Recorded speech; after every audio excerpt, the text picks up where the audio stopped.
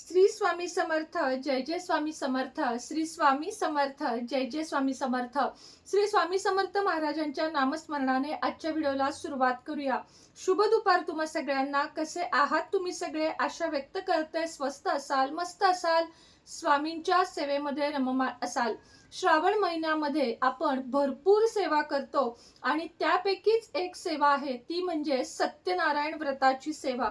सत्यनारायण व्रत हे अत्यंत फलदायी, त्याच पद्धतीनं शीघ्र फळ देणारे, घरातील दारिद्र्य, दुःख आणि कष्ट दूर करणारे असे हे सत्यनारायणाचे व्रत म्हणा किंवा सत्यनारायण पूजा म्हणा.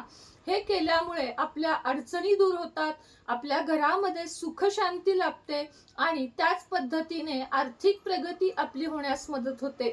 मुलांची लग्न, त्याच पद्धतीनं कर्जबाजारीपणा, व्यवस्थित हप्ते न जाणं, बँकेत पैसा अजिबात नसणे, महिना अखेरीला एकदम चणचण भासणे, त्याच पद्धतीने व्यवसाय वृद्धी, या सगळ्यासाठी सत्यनारायण पूजा किंवा सत्यनारायण व्रत केले जाते.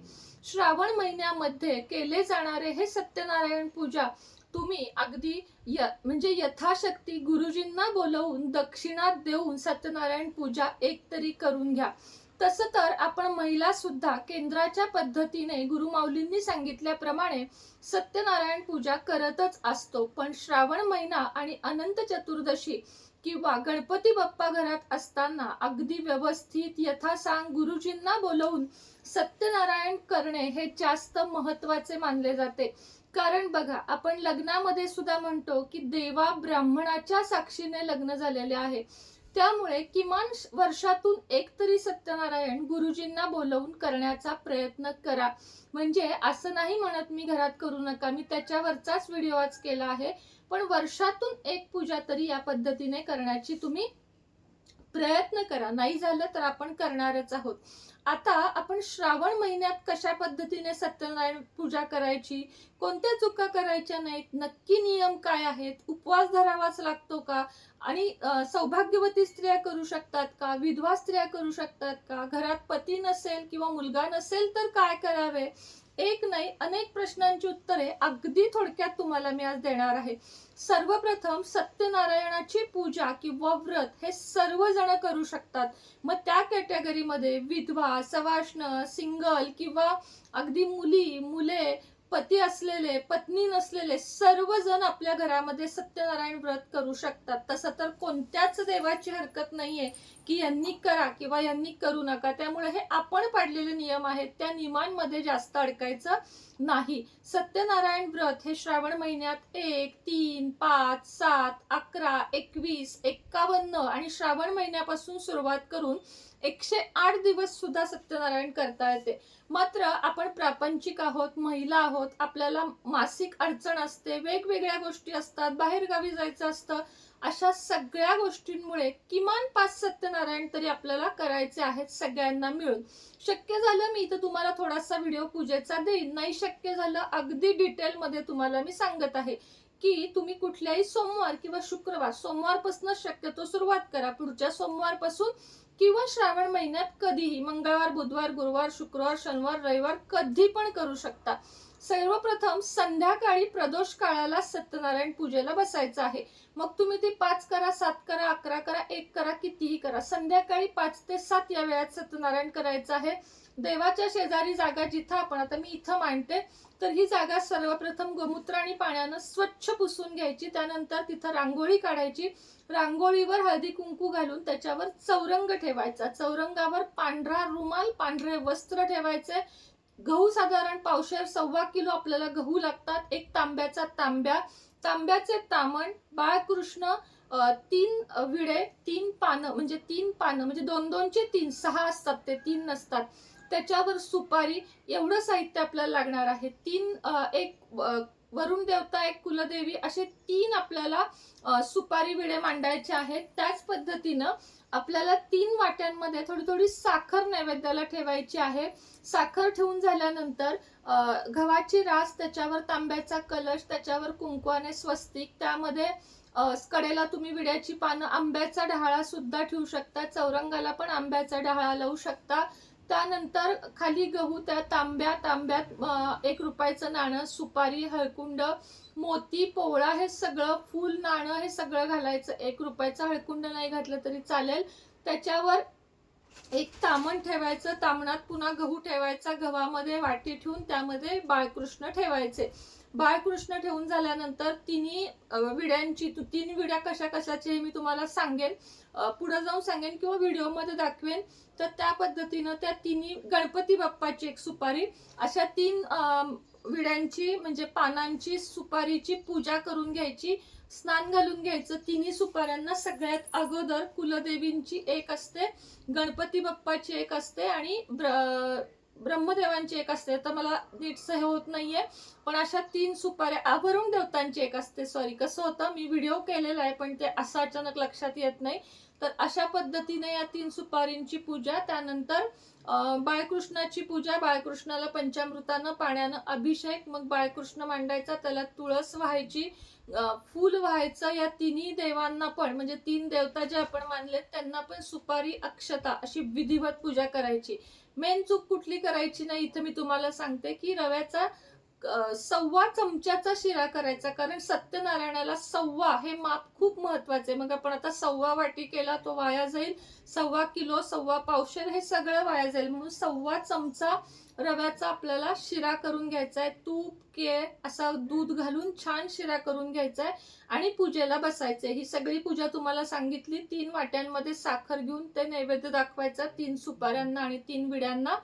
त्यानंतर बाळकृष्णाला नैवेद्य दाखवून घ्यायचा आणि सत्यनारायण कथा, जे केंद्रामध्ये आपलं ग्रंथ मिळतो, त्याच्यातले 5 अध्याय वाचून घ्यायचे. त्यानंतर आरती करायची. आरती करून झाले की हा जो प्रसाद आहे तो आपल्या घरातल्या सगळ्यांनी खायचा. एक चूक करायची नाही की आले शेजारी द्या प्रसाद, कोणालाही हा प्रसाद द्यायचा नाही, हा आपणच ग्रहण करायचा. आता हे सांगण्यामध्ये मी काही कुठलं ग्रंथ पुस्तक घेऊन बसलेले नाही, त्यामुळे थोडीफार चूक होऊ शकते. तर ती सुधारण्यासाठी माझ्या शक्य झालं तर मी इथं तुम्हाला वरती व्हिडिओ देतच आहे. आणि हो, सत्यनारायण भगवानांचा फोटो हा खूप जास्त गरजेचा आहे. तो फोटो सुद्धा पूजेमध्ये मांडायचा आहे. त्यालाही हार फुलं घालायचे आहेत. धूप, दीप आणि आपले 5 अध्याय वाचून होईपर्यंत अखंड तुपाचा दिवा, तेलाची समई ही तेवत राहिली पाहिजे. वातावरण प्रसन्न ठेवायचं. या दिवशी दिवसभर उपवास केला चालतो, नाही केला चालतो. कांदा, लसूण, मांसाहार हे मात्र आपल्याला संपूर्ण वर्ज्य करायचं आहे. ब्रह्मचर्याचं पालन, 5 सत्यनारायण करणार असाल तर 5, 11 इतके दिवस तुम्हाला ब्रह्मचर्याचे पालन करायचं आहे. कारण साक्षात सत्यनारायण भगवान आहेत. आता पूजा मांडणी हीच ठेवू शकता. वरची फुलं वगैरे फक्त रोज बदलायची आहे. 5 दिवस वेगळी पूजा मांडणी करण्याची गरज नाही. मात्र हो, शिरा दररोज करायचा सत्यनारायणाचा जो आहे तो, आणि साखर दररोज ती नैवेद्याची बदलायची. बाकी कोणतीच अट याला आपल्याला नाहीये. पूजा मांडणी तीच ठेवून आपण रोज फक्त ते 5 अध्याय, तुपाचा दिवा, हे सगळं काही आपल्याला करून घ्यायचं आहे. माझ्या मते मी तुम्हाला सगळ्या प्रश्नांची उत्तरं दिली आहेत. त्यातूनही माझ्याकडून काही राहिलं असेल समजा तर तुम्ही मला कमेंट बॉक्समध्ये विचारा. आणि मी सांगू का तुम्हाला की जशी जमेल तशी मोडकी तोडकी पूजा केली तरीही चालेल. मुख्य आपला भक्ती भाव महत्वाचा आहे. अध्याय वाचणं महत्वाचं आहे. केंद्रामधला जो सत्यनारायणाचा ग्रंथ मिळतो, जी पोथी मिळते तीच वाचायची आहे, बाकी कोणती नाही. सत्यनारायण भगवानांना आपण दक्षिणा ठेवायची आहे. यथाशक्ती, यथाभक्ती 11, 21, 1 रुपया ही रोज ठेवायची आहे, जितके सत्यनारायण कराल. आणि ती नंतर केंद्रामध्ये जाऊन ठेवा किंवा देवाला तुम्ही कोणत्याही अर्पण करू शकता. मुख्य म्हणजे संकल्प करायचा आहे. आता पूजेला बसलात की तुम्ही सगळ्यात आधी एक तामण, पळीभर पाणी आणि हातामध्ये पाणी, अक्षता, फुलं घेऊन, मी सुनेत्रा, माझं गोत्र माहित नसेल तर काश्यप, आणि या गोष्टीसाठी हे 5 सत्यनारायण करत आहे, माझ्याकडून ते निर्विघ्नपणे करून घ्यावेत, हा संकल्प करून पाणी सोडायचं आणि पूजेला बसायचं. एकदा संकल्प केला की तो मोडायचा नाही. कंटाळा आला, आज राहिलं ताई, असे मेसेज इतके येतात ना, मी तुम्हाला खरं सांगते की ताई माझा पिरियड झाला, ताई मी ब्रह्मचर्यच केलं नाही, पाळलं नाही, माझ्याकडून चूक झाली. नाही, देवाचं करायचं असेल तर मनापासून करा. अशा चुका करू नका. संकल्पयुक्त सेवेमध्ये ब्रह्मचर्य, चुकून मांसाहार केला, घरात मांसाहार केला, शक्य नसेल, मी खरं सांगते, एकच करा, पण ते अगदी मनोभावे करा. गरजच नाहीये, जर तुमच्या घरात मांसाहाराचं पाळत नसतील, ब्रह्मचर्याचं पाळत नसतील, तर तुम्ही कसं पण करून 3, 5, 7 केले पाहिजेत, बिलकुलही नाही. कारण मी पुन्हा सांगते की देव हा भक्तीचा भुकेला आहे, ना की तुम्ही किती वेळा किती जास्त करताय ह्याचा.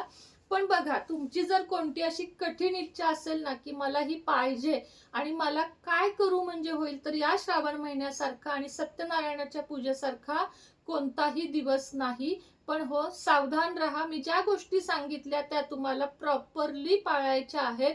अन्यथा मग एकच करा, अगदी मनोभावे करा. एक दिवस पाळणं कोणालाही अवघड नसतं. तर चला, आजच्या व्हिडिओमध्ये इतकंच. पुन्हा भेटेन नवीन व्हिडिओ सोबत. आपल्या तुमची सुनेत्रा या चॅनेलला कृपया कृपया सबस्क्राईब करा. त्यावर सुद्धा आता गणपतीचे, राखी पौर्णिमेचे अनेक उपाय, सेवा ह्याचे व्हिडिओ येणार आहेत. चॅनेलची लिंक डिस्क्रिप्शन बॉक्समध्ये देतेय. आपलं इंस्टाग्राम आयडी आहे सुनेत्रा2606 आणि सुनेत्राज लाईफस्टाईल, या दोन्ही इंस्टाग्रामला सुद्धा तुम्ही संपर्क साधू शकता. गणपतीसाठी तुपाचे दिवे, भीमसेनी शुद्ध कापूर, वेगवेगळी अत्तरं, तुम्हाला जे काही हवं आहे, देवी देवतांच्या मूर्ती, लक्ष्मी कुंचन, अघोर लक्ष्मी सिद्धी मंत्र, वेगवेगळ्या जे काही तुम्हाला हवं आहे, क्रिस्टल, त्यासाठी खाली नंबर देत आहे. कृपया संपर्क साधावा. श्री स्वामी समर्थ.